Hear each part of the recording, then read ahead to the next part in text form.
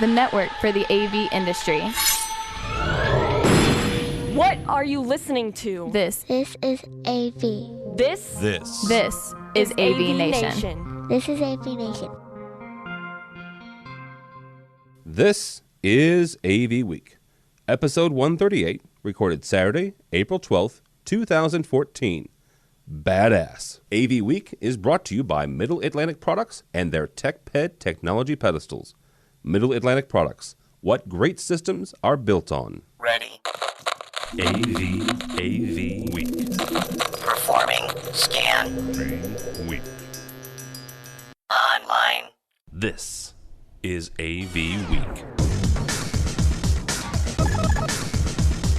AVWeek.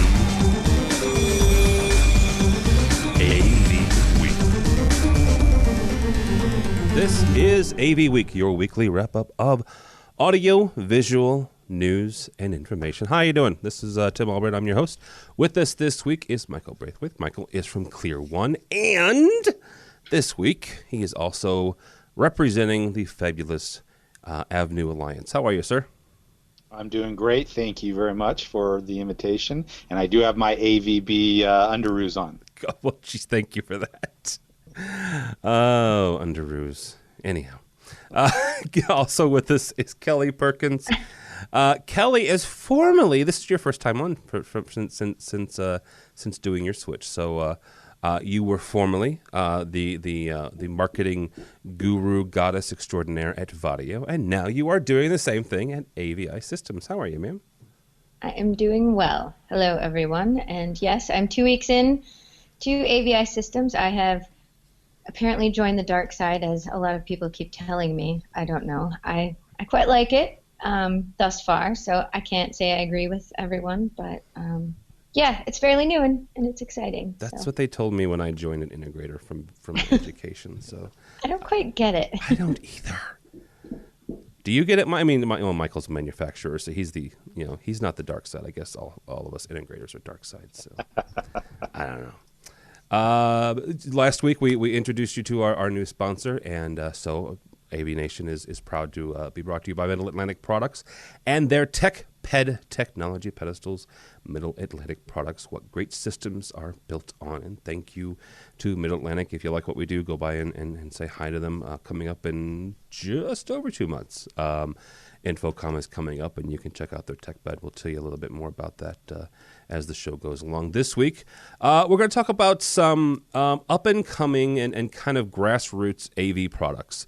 I had one company email me and kind of caught onto them by Twitter, and they're doing a Kickstarter program. We have a good friend of AVNation, and it's Chris Netto, who started Red Band. He's doing something as well. So I want to kick around kind of some ideas that, that maybe were born in the garage and maybe, popped up, or maybe some ideas that nobody's thought of. Cat 6 and why you need a professional to do the termination. I have a story about that.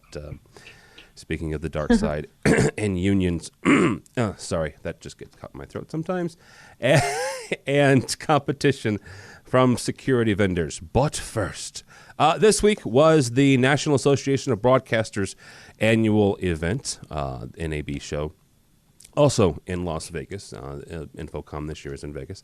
The reason I bring this up is a couple different reasons. First of all, there are some things that the broadcasters do that incredibly impact us, right? I mean, everything from making sure that the Super Bowl, if you're doing residential, is on your client's big screen, to making sure that whatever you're bringing into a conference room, from content, from Blu-rays all the way down to, streaming the little, 480 or 280i images. One thing that was interesting was the fact that Sennheiser announced that they have joined the Dante. I don't know if it's the Alliance or they're joining Dante. How about that? And I find this interesting. And Michael, will kick it off with you, because they're also part of the AVnu Alliance, and they've got some AVV products.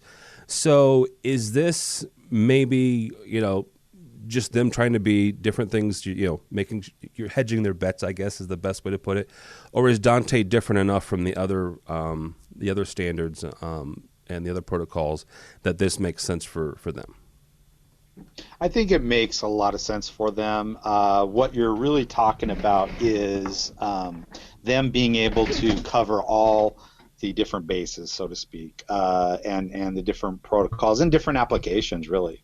There are requirements on the AVB side that are not present in the Dante. So there are certain applications that Dante has done really well with promoting, and as another manufacturer that builds products like that, we see it the same way.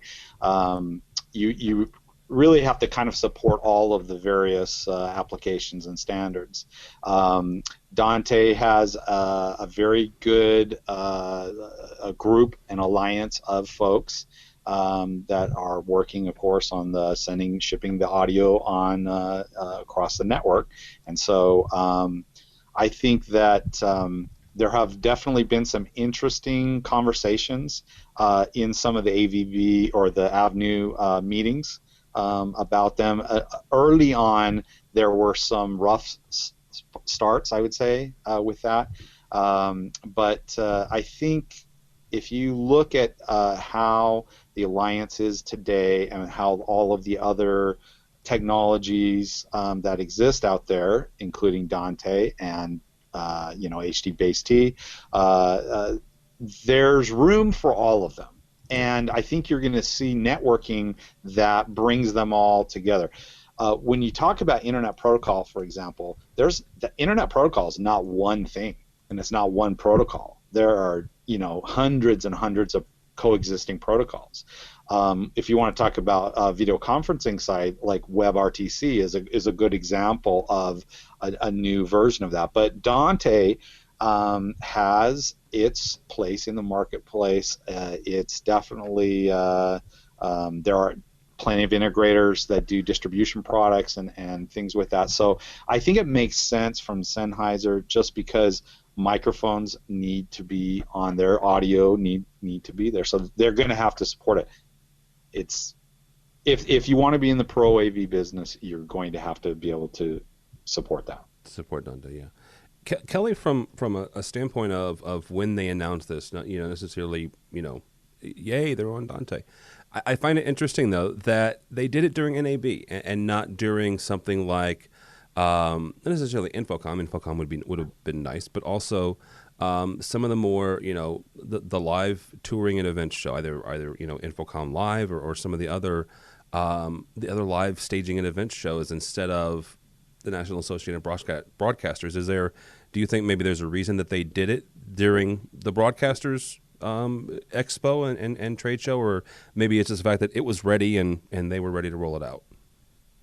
Yeah, I mean, as a manufacturer, you always want to announce your big news at the big shows, and that's probably one of the biggest shows, this year, other than Infocom and CES. So I think just from that avenue, that's probably why they did it. I mean, I don't know a lot about Dante or audio standards, to be honest. So I don't know all the nits and gnats about it. But just from a marketing standpoint, I would say, yeah, just because it's a big show.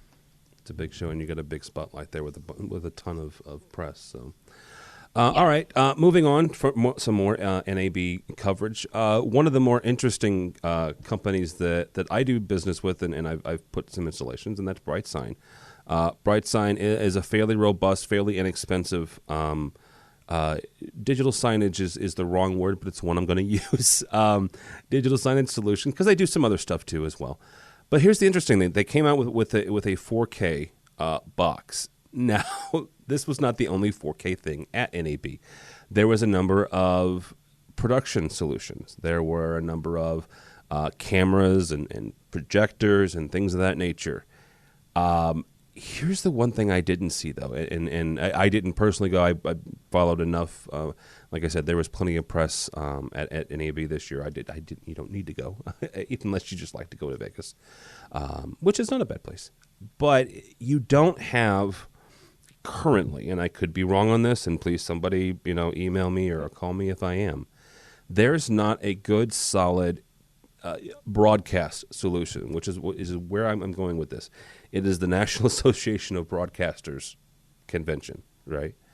It is not the National Association of Production Engineers or Producers convention. So the fact that there is still at this date a lack of 4K camera, cabling, switching, and broadcast, the point end-to-end solution when it comes to this, I still find fascinating. I still think that this is the one thing that may trip up 4K in the long run. Now, Brightsign and their playback machine absolutely makes sense, because the one thing that was in abundance at NAB was production equipment. You had all sorts of cameras, you had all sorts of devices that let you record in 4K and edit in 4K and put it up on YouTube in 4K or let people download it in 4K. But there was nothing yet that says, we can shoot the Super Bowl, let's say, in 4K and broadcast it. Michael, is this a limitation of the technology, or is it maybe our lack of infrastructure or our lack of ability to do this yet? I mean, you can do 4K with like 4 pieces of HDSDI, four cables of HDSDI. So that is, there is one cabling solution, but there's not, one single cable or maybe 2 pieces. So are we just at a limitation right now when it comes to the infrastructure, or does people just not see the need to broadcast in 4K? Well, I think we're still a little early on, and keep in mind that there are, even in the 4K resolution, there are a couple camps. Mm-hmm. So there's kind of the digital cinema guys that have their slightly different 4K resolution, and then you have the computer side. And they're most of, when you're working on a 4K product, for example, you're going to probably want to support both of those slightly different resolutions. It gets a little trickier on some of these very wild aspect ratios that some folks are also talking about as well.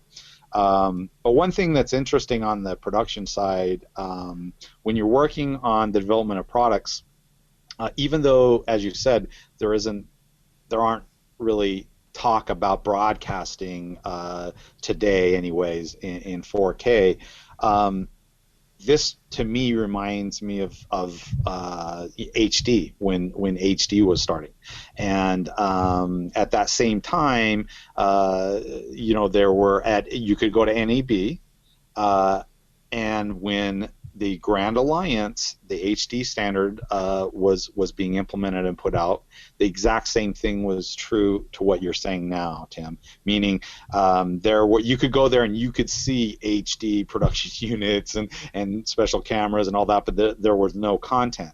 Yeah. When you start looking at the digital signage or any kind of playback device, it's actually more important for that to be slightly ahead of the sources of the content. And the reason for that is when you look at a digital signage system that can't do HD is a good example. When they try to mix video in and it's a standard definition video, but yet they're able to do a higher resolution output, then the standard definition windows, they don't look very good, because and so I think this is a natural progression, but it is early. That makes sense. Kelly, from a standpoint of not only just a manufacturer, but also, now you're the dark side with me, you're integrators. When we start having conversations with clients, and you start going out there and saying, we can do 4K for you. The question is inevitably going to be how or why. And so how do you answer that question when it comes to, it's the latest, greatest technology. Yes, it's the latest, greatest resolution. But, from a standpoint of trying to sell these clients and these wonderful people, I guess, how do we walk them along and say, yes, you want to go from HD to 4K? Whether, just because to future-proof it or what have you, how are we going to convince these folks to make the jump to 4K? Well, I think, like Mike said, it's similar to the progression from SD to HD. It's just the next biggest, baddest thing, that's going to be out there. And, even a couple years ago, it's like, why are you installing standard definition? HD, standard definition is becoming obsolete. HD is the next big thing. And I think it's the same with 4K. I think oddly enough, I think it's almost hitting, the commercial market before it's actually hitting, the consumer market, which I think is interesting. And I'll just, throw out an example. So my mom's TV croaked. We went to Costco, picked up a new flat screen or whatever, and she's talking to her friend who thinks he knows everything, right? So he's like, you need to return this TV and go get a 4K TV. And my mom is 65. Her TV is 5 feet from her, her 5 feet from her couch. And I'm like, Mom, you don't need a 4K TV. I'm like, just, the $500 TV you just bought is perfectly fine. And I think eventually it might, eventually it will trickle down, to the consumer side. The commercial side, again, I think is really driving it. And I mean, 4K is awesome. If you've seen it, it. And it's totally awesome when it's, on a huge monitor in a big room. It makes a huge difference because you can see the detail and everything, which is awesome. And I think that's a big selling point. And I think, I think Mike's right. I mean, it's nice to have all of the bits and pieces ready for when people actually start buying it, so you can actually install it. It makes perfect sense. And more stuff is going to come out. I think Brightsign just kind of, they're definitely at the forefront of it. Well, and what's interesting, Kelly makes a good point because, and it's an interesting shift, because a number of years ago, it used to be, right. It used to be in the late '80s and the early '90s. It was commercial driving things. It was the commercial. It was the education, and it was the boardrooms. Here in St. Louis, one of the first computer images to go through a projector was at Boeing, McDonnell Douglas at the time, but now it's Boeing. And that's what drove it. And then something shifted, somewhere in the late 90s, early 2000s, it shifted to where it was the residential, right? It was the consumer electronics that was driving things. It was, that one wonderful cable known as HDMI with the crappy connector that drove it. And that's what drove us into digital. And now it's an interesting shift where now the commercial is back again, right, where the commercial is driving 4K. One of the more interesting applications that I've seen, and I'm really excited to do it, there's a couple of hospitals in St. Louis here that we're working with, and that's the imaging, the ability to do medical imaging and doing away with the old-fashioned X-rays and the ability to take an image and digitally take a picture of whatever, whether it's an MRI or an old-fashioned, broken bone X-ray, and throw it up on a 4K display and get the resolution and look down deep into and to see really into, whether it's it's a cross section of your body or a broken bone. The application and the possibility there is really, really kind of cool. So that I am excited as well as Kelly, about 4K. So the possibilities are really, really kind of cool. Tim. Yes, sir. The one thing I'll add or expand on what you're saying, and I love it myself as well. The 4K, because of the data rates and the higher data rates, and this is why in September the HDMI updated their spec to the 2.0 HDMI spec so that it can handle the 4K resolution and primarily the data rates for that resolution. One of the things that excites me though right now is the talk about color space, and we hadn't seen that very much with any of any of the previous standards, but on this standard, and there are multiple resolutions. That's the other caution I'll throw out there is people talk a lot about 4K, but you have to understand 4K is the 720p of Ultra HD. So be a little careful with that. So anyways, but color gamut and color space and having deep color, and that when you're talking about medical imaging, mm-hmm. That's such a difference when you can produce deep color. And so when you talk about color space on displays, it's not just, okay, can this display do 4K? The real thing you should be asking is, can this display do 444 and a real, deep color space? That's like the key to especially for medical imaging, if you're looking at a scan of the brain or something like that. And if you can do the deep color, that makes all the difference in the world.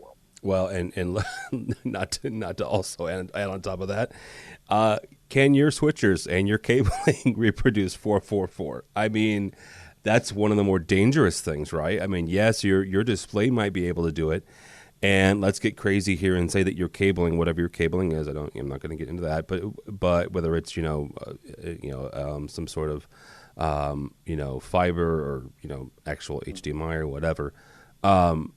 But can your switchers, right? Are we getting to the point where, and I'm talking about actual, audio video switchers, not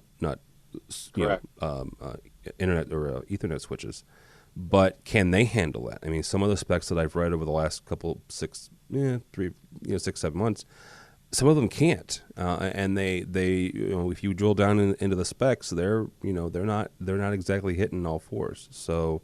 Be very careful of that when you're starting to talk about and you start designing and speccing those switchers. Now, as long as you're passing along that information to the client, you knock yourself out. Use what you want to use, but understand. Make sure that you let them know and you understand what you're using before you start saying, "Oh yeah, I can reproduce anything, any color, all deep colors, and this, that, and the other." So. Well, you've kind of touched on a really potentially dangerous topic because, as was said with buying a television recently, you're going to have clients and customers who are coming to you and they see the demo of the 4K display at the big box retailer, right? Yeah. And then they come to you and you're doing your commercial audio video installation and they're like, well, okay, we're spending this money, so we're going to spend on 4K monitors. And just like you said, they're going to think they're going to be able to produce 4K on or deep color on that display just because they're buying the display, and they don't even realize all the infrastructure. Oh, what about sources? Well, what are you using for a source for 4K?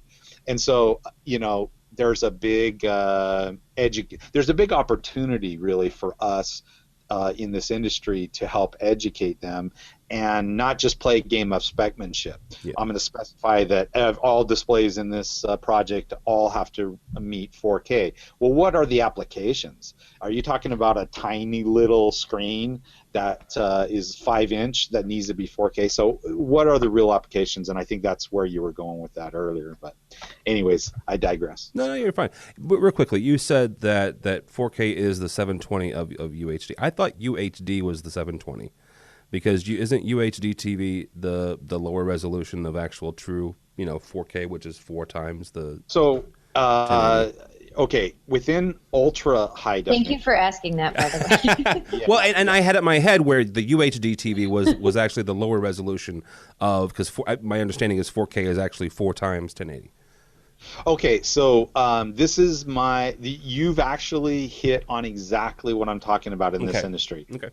This exact same conversation, I had this, that's why it's deja vu for me, because this exact same conversation happened before when the previous new high definition standard that was coming out that had 18 different resolutions in it, and everyone was talking about 720p, and they were building 720p switchers and building infrastructure for it and wiring buildings for it and doing all this.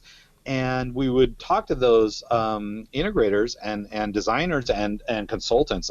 The consultants are the ones that usually are playing this specmanship game. Mm-hmm. And so we'll say, well, you realize that 720p is the middle of that high definition standard, that one standard. It's just like Ultra HD. There are multiple resolutions. Yep. Okay. The 4K is the middle, and that's why I say 4K is like 720p on HD. Okay. Meaning there's standards that are you're saying that 4K is 4 times the 1080p. Mm-hmm. is kind of what you're alluding to. Yes. Okay. Yeah. But that was my yes, understanding. but they're in the exact same standards that talk about 4K. There's also 8K. And so that's my point is that everybody's talking about 4K the very same way they were talking about 720p. And my only, slight warning here is that you do have to be a little careful with that. And I'm not making up numbers. I'm not saying, there's a 16K that's coming out.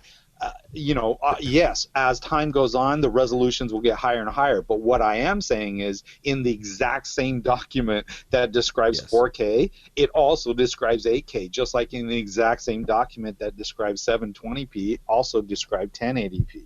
And so, to me, that's the only mistake I see going on right now. And the one I see, I don't see as many. I see where you're going in the commercial realm, absolutely. In the residential consumer electronics realm, I see the big issue and the big kind of smoke and mirrors thing going, where they're calling something 4K when in actuality the actual resolution is that UHD, that ultra high definition, which is slightly less than actual 4K.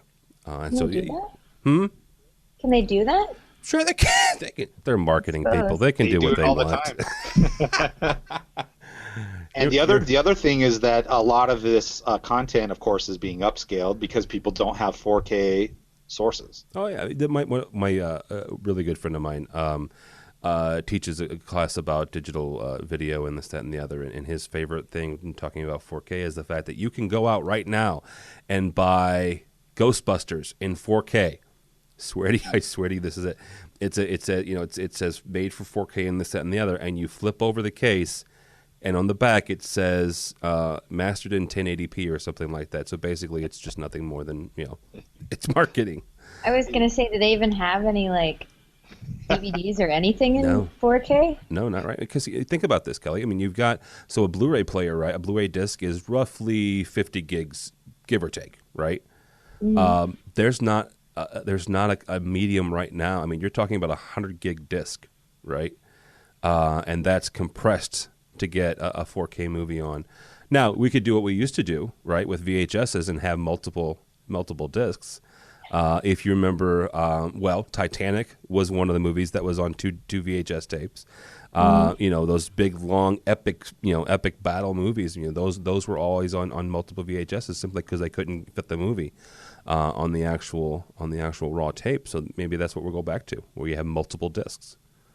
Well, the truth is that the way people are just demoing 4K, they're using small servers. So you have a small little server that has a terabyte drive in it, and they can hold, you can put several 4K movies on that. Sony sells a small 4K player that you can do. And I guess where I started off before I got on the 720p slant was, I was going to say that HDMI in September did update their specifications so that they could at least transmit on a single HDMI cable a 4K. Yes. The other problem is almost everyone is chroma subsampling all the color, and it goes back to what I was saying again. I like the fact that we could actually now, with higher data rates, and people are starting to talk about color, we can actually do true color and deep color, as opposed to chroma subsampled color, which is what's on every Blu-ray. So yeah, here's the I love HDMI and that consortium. That's a joke. Here's the thing about that spec. If I'm not mistaken, I don't know that anyone is quite manufacturing with that chipset yet. Because I think somebody said I think they physically have them in their shops, but they haven't started producing anything yet. The only thing I've ever seen was a little Sony server, a small Sony. It looks almost like an Apple TV.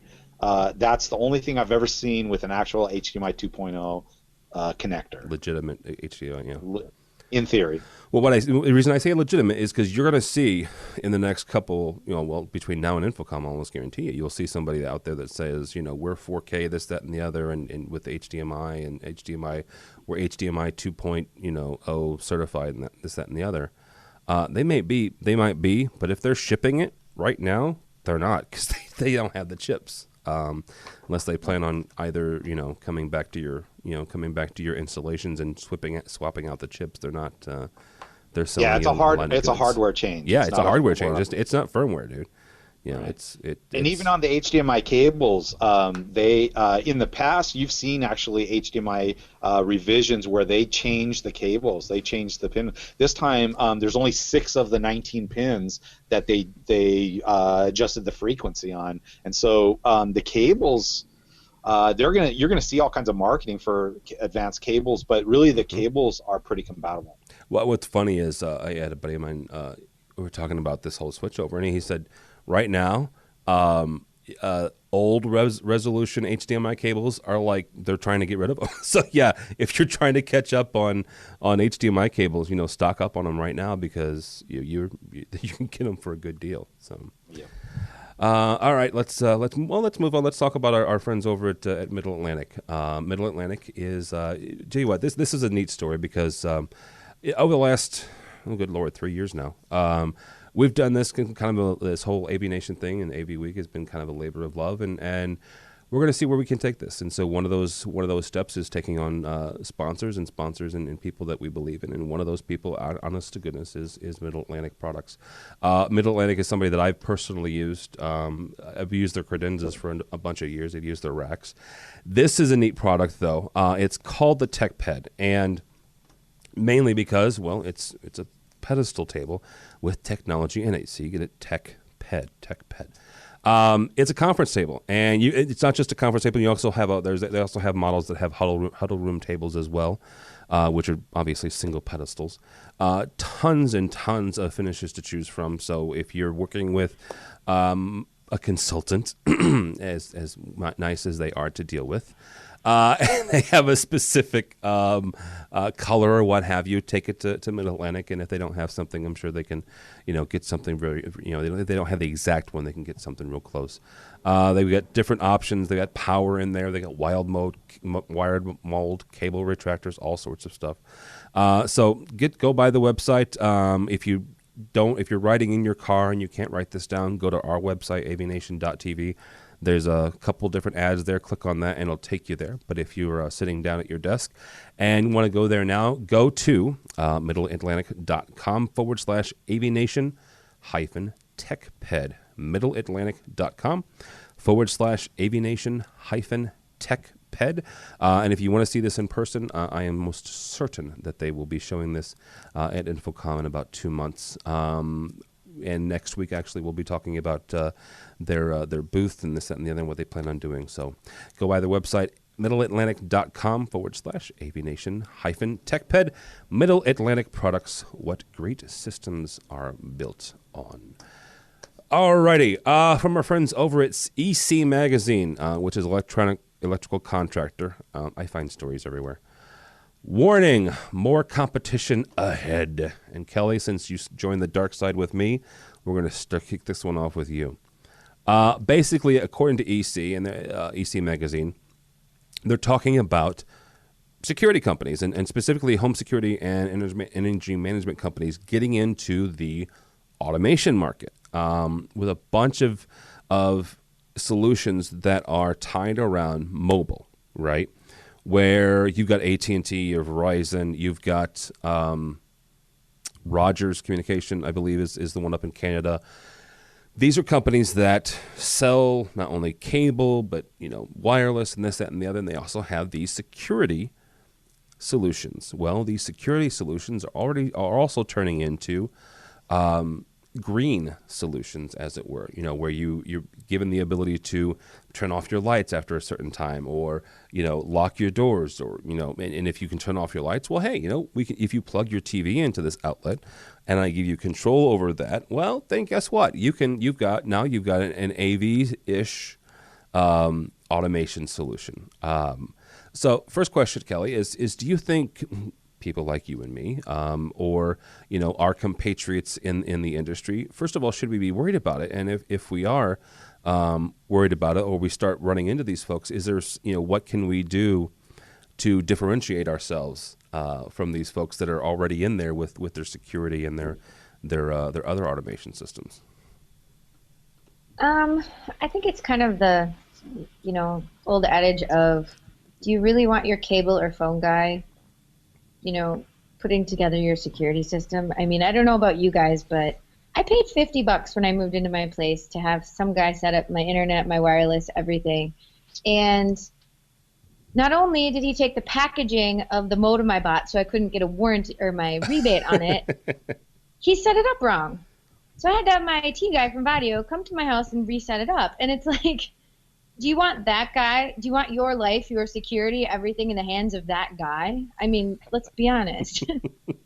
So it's on one hand, yeah, it's easier to, stick with one company, your phone company or your cable company or whatever for everything. But they're two completely different things. And as an integrator or a security company, you need to sell your services. You need to sell your professionalism, your experience, and give them the reasons, why you don't want Joe Schmo who,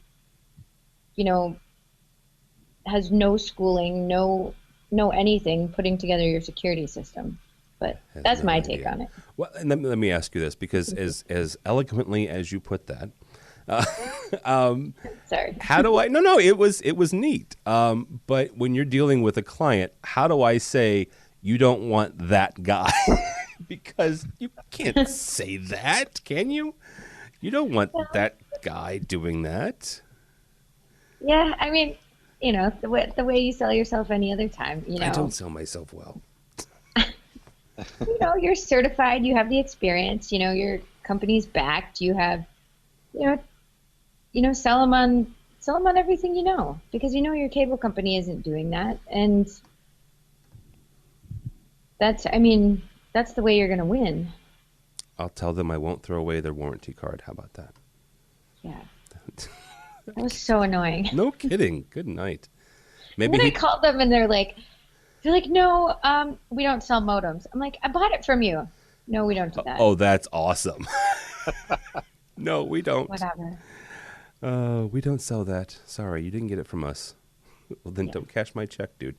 Michael, when it comes to, I've heard this argument more than once. So, as a manufacturer, I will bring it to you because it was a manufacturer that I first heard it from.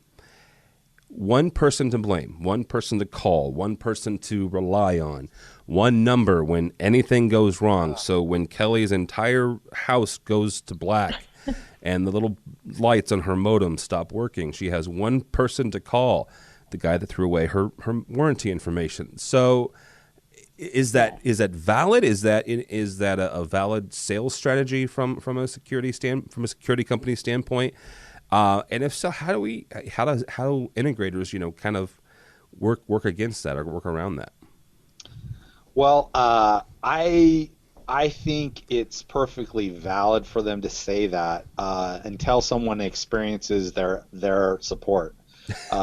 Because then the customer, you won't have to convince the customer about that. They'll say, oh, that's the ones where I'll be there from 9 to 5 somewhere in that time frame, and I'll call you back and throw away your manual and all of that as well. But the one thing that I will say is I look at it a little differently.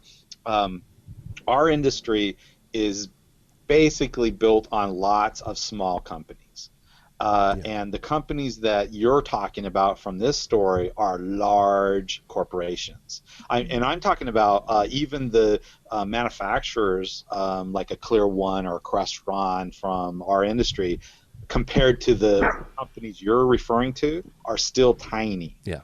So when you look at the Verizon, a Comcast, AT&T, Time Warner type company, they have so much scale and so much marketing muscle that I look at this as a great opportunity for our industry, because they are educating the masses as to what you could do in a house. Like, in other words, they're bringing up this application. Oh yeah, I would kind of like to do this, or I'd like to do that.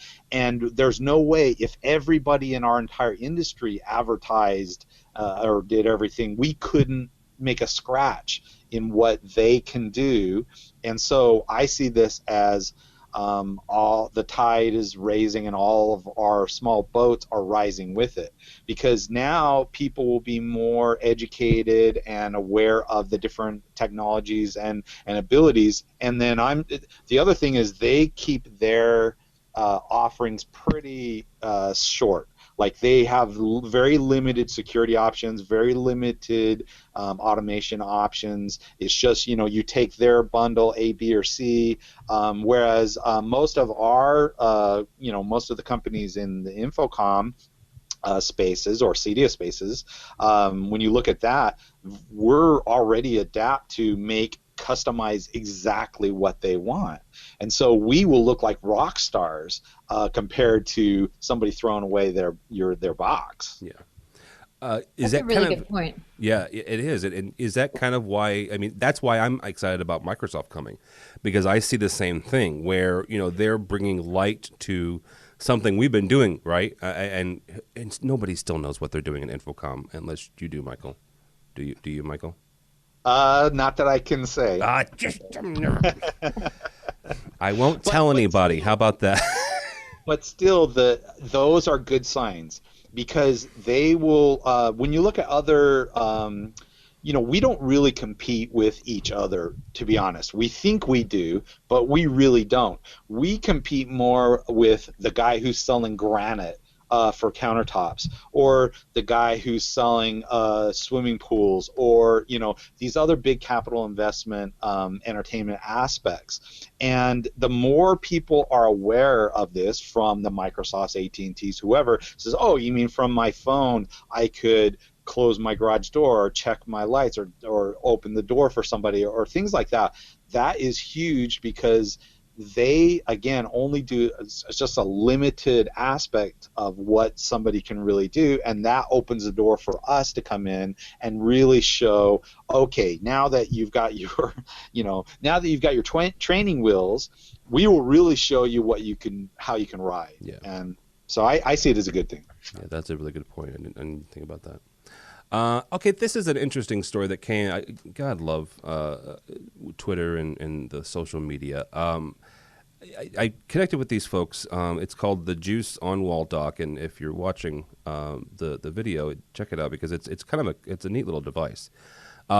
These two guys, it's the website's Noxone, NOXONE.com, and they're trying to get some Kickstarter going. That you can't buy this yet, so don't try. I actually asked for a review unit. They don't have those yet either. So, nice try. Yeah, I tried. But here's the thing: it's an on-wall dock for your iPad, right? And it's kind of neat. And the little thing here, there's one picture here with a clock, and I thought was really sweet.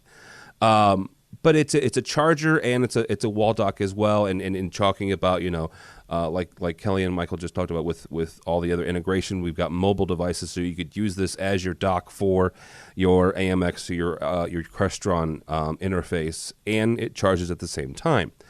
Here's where I'm going with this story, because I've got this one here, and then our buddy Chris Netto has recently started something, honestly, just very grassroots. Excuse me. He's making custom mic covers, and they're called his is called ChopShopMics.com. And if you're into, let's just say, rock and roll or hard rock, these are some of the coolest freaking mic covers. They're leather, and there's studs and all kinds of stuff. They're pretty badass. Yeah, they are. He actually told me yesterday that he's got a band out of DC that he just made some for, and they're going to start using them on the road. And they're just, they're the coolest thing. That's the wrong picture. That these people just out of, not that Chris is talented, he's a nice guy, but it's an idea that came to him, right? He was just messing around one day, and he's like, what would happen if I took this leather and just kind of wrapped it around? Oh, that's kind of neat. Well, what would happen if I did this and this and this? And a couple days later, he starts posting pictures on Instagram of these leather-wrapped microphones. Now, Michael, I'll ask the question to you first, because you're a manufacturer, right? You guys have got creative and engineering people that are really smart, but you've also got that creative side. How does somebody like Chris, or like the guys from the Juice Wall Dock, how do they get above the fray? How do they get above the Clear One? How do they get above the Crestron to get folks noticing them? Is it buying, a 10x10 booth at Infocom, or is it doing, just kind of more of the grassroots Kickstarter type stuff? Well, I think they if they're doing the crowdfunding like the Kickstarter, I think it's insufficient by itself. So what they need to do is they need to tie in the Kickstarter campaign with things like Infocom and for example get in with the education side, the renewal credit side, and as in the Kickstarter where they say, if you pledge $25 you get this. Well, if there are very creative ways where they can bring in a whole industry and the industry will embrace it. Just by mentioning some of the things like that, they should have a booth at Infocom. Absolutely, they should have people walking around with those microphones so that people can, put their feel the leather and feel the microphone. Yeah. They should also get with microphone manufacturers. So there are several manufacturers who build. There are very popular manufacturers that they could be predominant in their booth, and then they promote that in the crowdfunding side as well. There's all kinds of things. Like, I'll give you one other example. The Infocom Expo is for the industry professionals only, correct? There's sometimes there's some student initiatives. Hang on a second. Last year, there was a large contingent of technology managers. Now, we can argue whether or not technology managers are end users or not. We've had that discussion before. But there was a large contingent of those guys who, granted, they're not going to buy leather-wrapped microphones, but they might buy the other stuff, Certainly, but what I mean is that you can get an organization like Infocom behind a Kickstarter or any kind of crowdfunding type event by tying in a few things. And one of those is that consumers are not usually allowed into a industry trade show. Yeah. And so as part of the level, if you're funding them, hey, we're going to get you passes into the last day of Infocom or what have you, just like some of the student ones and so forth. Yeah. But those are huge things, and it wouldn't really cost them anything. Infocom would do it for free, and then Infocom would promote it to the thousands and thousands of members there. And if you got our industry behind you, it would fuel those very well. Yeah, absolutely. Miss Perkins, one of my favorite marketing people, put your marketing and genius hat on, and help these folks get above the fray. Right, help them. Like Michael said, you might be a combination where you do get a booth at Infocom and you also do the Kickstarter and this, that, and the other. Is it like Chris is doing with social media and actually like the guys from the Juice as well? I mean, they're big on Twitter and Facebook. Actually, Twitter is where I found them. Chris has got the Instagram thing going as well. Is that all there is to it, or is there maybe a step or two more that they need to do? I think social media is huge. You found it that way. Yeah. But yeah, what Mike said, partnering, with maybe some manufacturers. If you, it might be, harder to do than you might think if you're not in the industry, looking at associations. Honestly, find some consumers to use it, Yeah. Once people actually start using some of this stuff, word travels pretty quickly. You can start locally, you can, start wherever you can get a bite, and sometimes on social media, it's not locally. Like with Chris's stuff, he's said he found a band in Washington, D.C., start sending them out. You don't want to go broke, but at the same time, send, a couple out to some different bands that you know about, or, maybe talk to people that I think a lot of it's word of mouth, and just trying to do everything you can to get your name out there. I think it's pretty tough to get above the fray. There's so many cool new little electronics and little doodads and little inventions that never really go anywhere that we never hear about, because there are so many big companies that kind of overtake it. But, if you can get that one manufacturer, that one right person, to back you and be excited about it, that's all it really takes. Yeah, that's true. I think I'm gonna have him. I'll have him make me one for Infocom, and that's what I'll walk around the show floor when I interview people. There you go. I think it's so cool. I love those. I love Chris's microphone. I do too. So Reps. What are they even called? they're called chop shops, chop shop mics. There you go.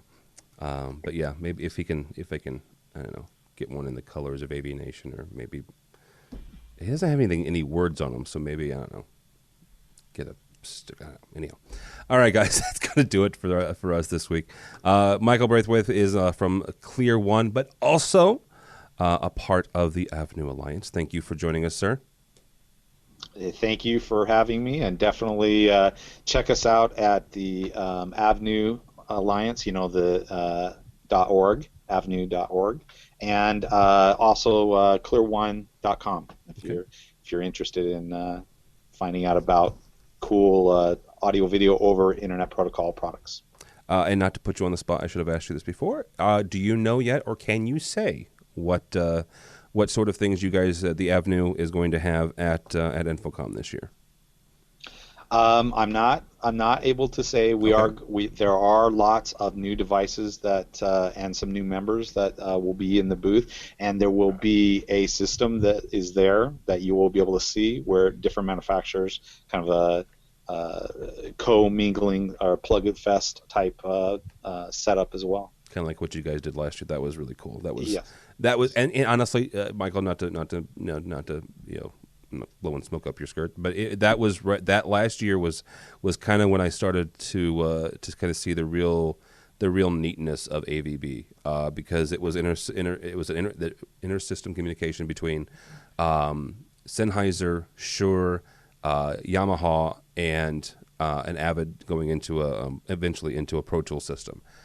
Yes. That right, I was like, okay, I'll start learning more about this. So yeah, that was really neat. So. All right, Miss Kelly Perkins. It's going to be hard not to say from Vadio, from AVI Systems, marketing goddess extraordinaire. Thank you, ma'am. Thank you. And where fun. can people? It's been a while. It has been a while. Where can people find you?